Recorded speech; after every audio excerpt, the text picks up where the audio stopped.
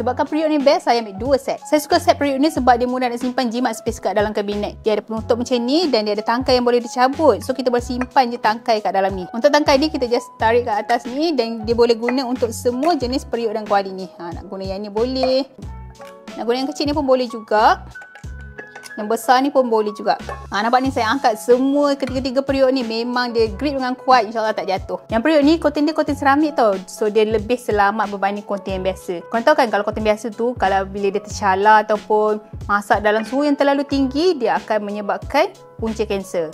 So korang gunalah periuk yang coating seramik macam periuk Red Chef ni. Okay, lepas tu nak basuh pun senang, masak pun tak melekat. Lepas tu warna-warna makanan tu dia tak melekat pada kita punya coating kuali ni. Kalau kita beli satu set macam ni, kita dah akan dapat satu kuali besar macam ni, satu kuali yang kecil dan satu lagi periuk.